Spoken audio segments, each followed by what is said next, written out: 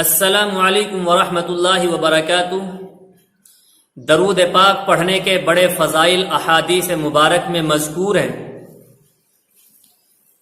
کہ درود پاک پڑھنے سے برکتیں اور رحمتیں نازل ہوتی ہیں، اور کیوں نہ ہو کہ درود پاک پڑھا جائے آمنہ کے لال پر اور پڑھنے والا بھی خود رب ہو۔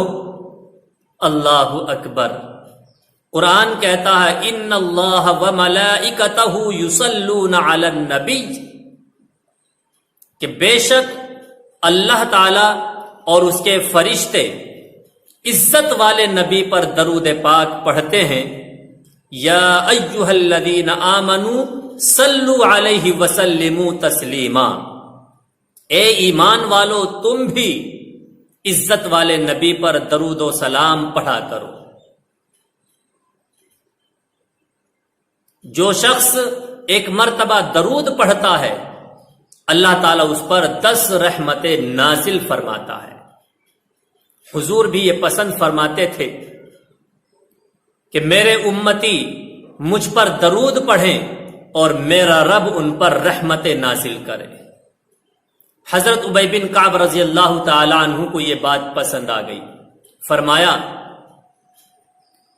کہ حضور میں اپنے 24 گھنٹے میں سے 4 حصے کروں گا اور اس میں سے ایک حصہ آپ پر درود پڑھنے کے لیے منتخب کروں گا۔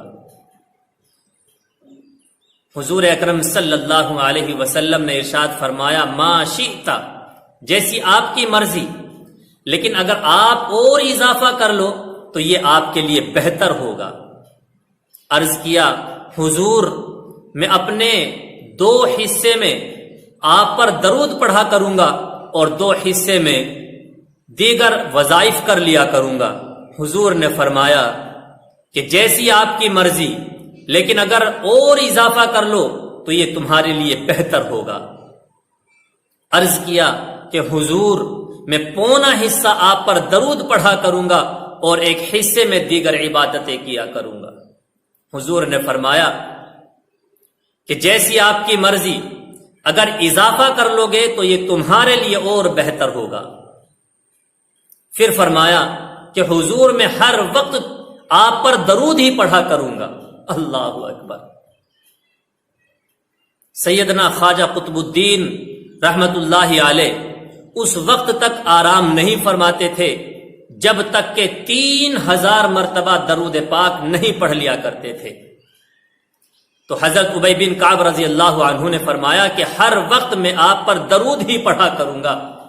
تو حضور کا فرمان سنو اور اپنے ایمان کو تازہ کرو۔ حضور نے فرمایا اگر آپ ایسا کرو گے تو اللہ تعالیٰ تمہارے سارے غموں کو دور کر دے گا اور تمہارے تمام گناہوں کو معاف فرما دے گا۔